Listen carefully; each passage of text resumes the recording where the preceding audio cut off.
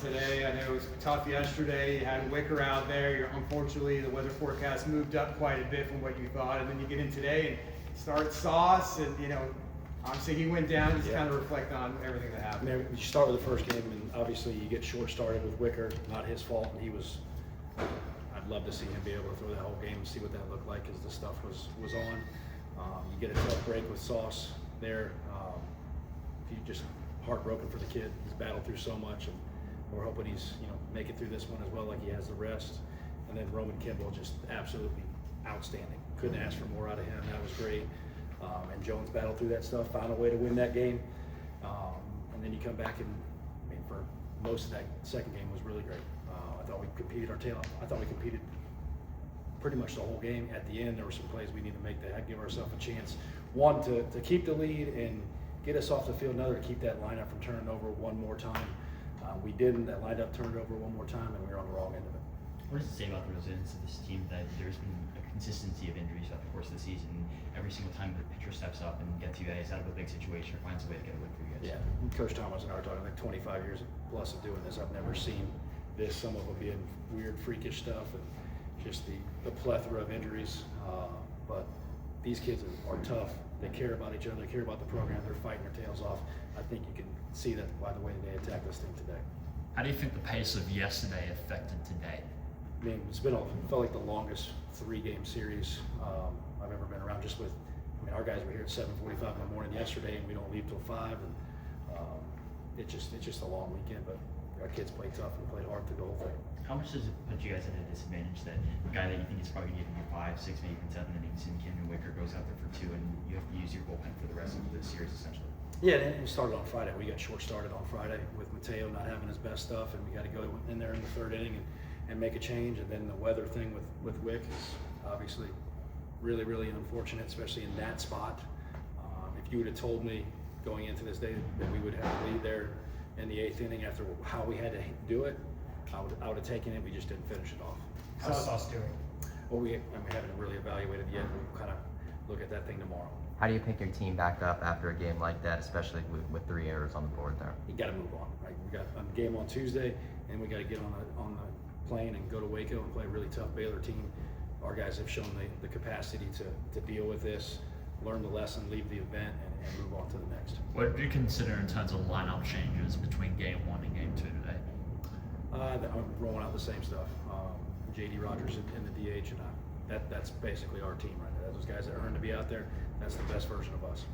Okay, you kind of touched on it earlier. You said you and Coach Thomas haven't had this many injuries before. Just kind of to still be in competition, still won a game. Very easily could have won the series despite being down. Was it Bryson, like 6 pitchers? Is that what it was? Something that season ending. I mean, when we lost 2 before they even got here, and then the 6th during the year, and maybe 7 now.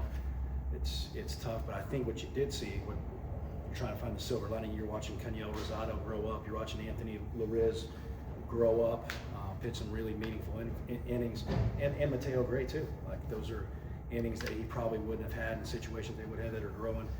It's to pitch against that team the way we did with the guys we had to do it. It was pretty impressive. With how limited the depth is at this point, is there any thought at all about maybe giving Wicker another chance at one of these 2 games, or is that just completely off the table? He was not available. Where he was, what it takes to get him ready for the start, all the pitches, we were unsure of in between whether he goes. So he threw a little bit during that first 45 minutes.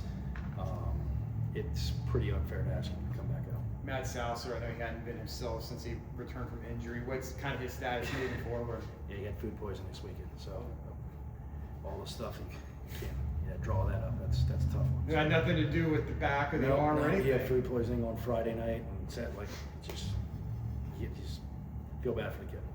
What did your pitching staff do in terms of kind of limiting Landon Harrison today? Obviously one of the best hitters in the country. You better execute pitches at a high level and not give in, because as soon as you give in, he's gonna beat you. But I think we kept him in the park the whole weekend. We kept him as probably at check as best you can against that guy. He's one of the best hitters in college baseball. Thought our guys did a pretty good job of handling him. He got his hits, but from what I've seen on video, could have been a lot worse.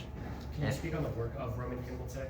Yeah, you're talking about a kid I've watched growing up since he was a freshman when I had him at another place, and he's been through a lot as far as injuries, and you could probably ask him. He's had like 5 pitching coaches, different pitching coaches in his career, to really see the confidence growing back from getting to see him compete and pitch like the Roman Kimball that I saw for most of his life. It's really, as a coach, like you're so pumped to see him do that because he's worked so hard to do that. Laird's also had a memorable performance today. 4 strikeouts, only gave up 1 base runner. I think we saw him on Friday as well, if I'm remembering right. Just what did you see? And I think he threw Wednesday as well. So that guy, to do that and learn and take care of your body and get yourself out there over and over again. And his stuff might have been the best of his 3 outings this week. Might have been his best stuff today. How do you manage this, but with the injuries now? How do you manage the depth of your bullpen going forward? I mean, it's day to day. You try to take care of guys. We'll figure out Tuesday. It's basically what bullets we have to shoot on that day, and you try your best to manage it and pick and choose when you use them. I know you put out Brendan Calise out on Friday. Are you ever considering bringing him back to work in the bullpen? Yeah, we'll use him other times. I didn't think it was fair for him to throw on 1 day's rest when it's after his first pitching outing of his career. But yeah, he's in the mix. I mean, that stuff was pretty good on Friday night. And over the course of the last 2 games, how do you feel like the quality of the bats are? You guys had a lot of runners. There were some really good at bats in there. I just don't think the quality and the length,